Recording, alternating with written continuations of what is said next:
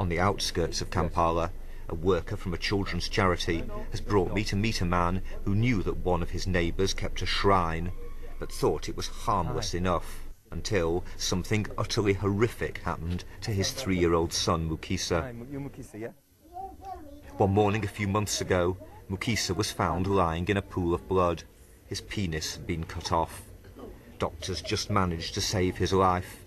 Afterwards, the boy told police that it was a traditional healer who lived nearby who had abducted and mutilated him.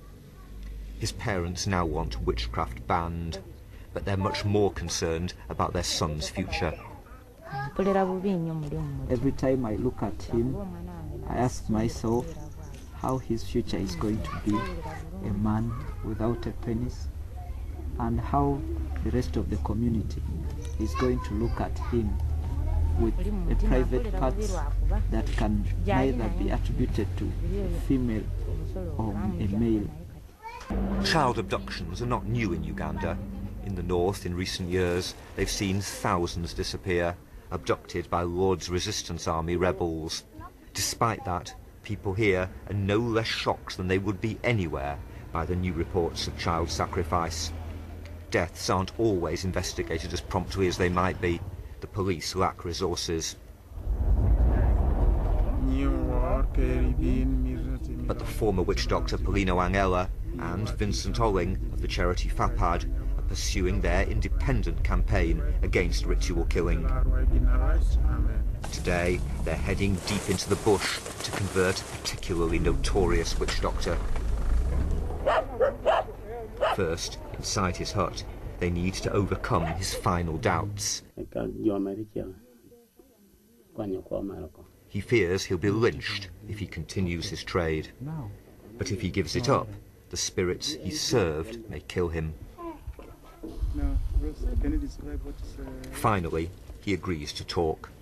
He doesn't ask for anonymity, but even so, we're not identifying him, because some witch doctors have been killed by mobs.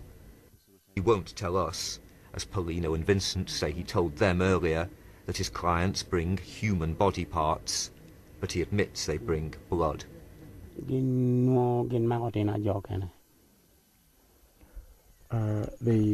go and capture other people's children and use them for such items required.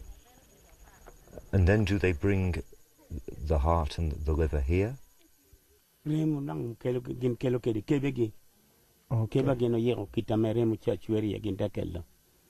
They bring the items demanded, that is the heart and the blood, directly here to him in tins to take to the spirits.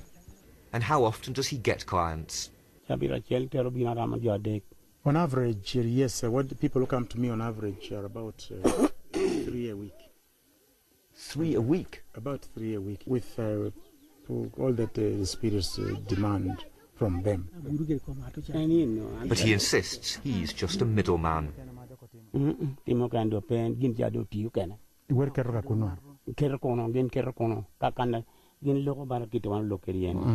What happens is that I only introduce the clients to the spirits who go and do direct talking, communicating just face to face. Now, he says, he's abandoning his trade. I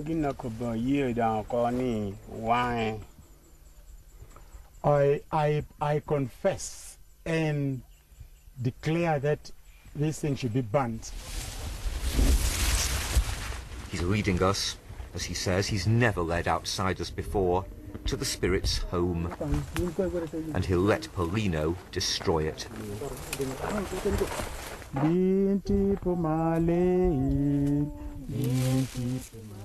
Here, the grisly evidence of what the spirits fed on. Is it human tissue? Certainly, Paulino believes it is. He says he's now converted more than 2,400 witch doctors. This shrine's been destroyed, but there are still many, many others like it in this part of Uganda. And more serious, the belief systems that allowed a shrine like this to flourish are still very deeply rooted. Indeed, the witch doctor who supposedly confessed has gone away now. He couldn't stay till the end of the ceremony. He couldn't bear to see the shrine destroyed. And it's not just in remote regions like this that they seek to harness spirit power. Some government ministers consult witch doctors. The Minister of Ethics disapproves of that, but he says spirits do exist. Oh, they do. Oh, my God, they do, indeed. We accept they do in every society, mind you. But we don't have to listen to them. We don't have to pay homage to them. Wouldn't it be better for the government to have a campaign against belief in any spirits? Oh, if we were to do that, well, that would be false, because they are there anyway. We don't have to deny what is a fact. They are there. They have influence over a cross-section of our people. They lead to all sorts of negative results. I think the best way is to say, look, there is the right way and the wrong way. There is no merit at all that you can attach to these evil spirits, but they are there. I know those rurales are there and they have a role. It's our responsibility to understand the role of a certain force.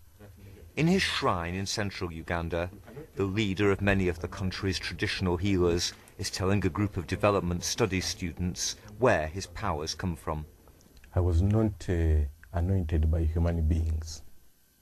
He's a qualified dentist.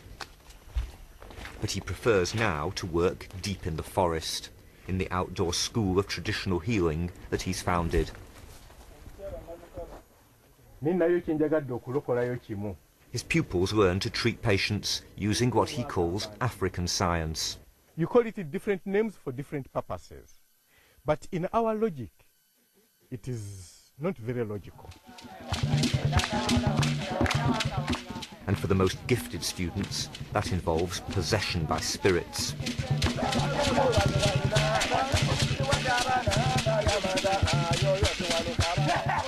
Here they discover how to overcome pain and to acquire supernatural energy.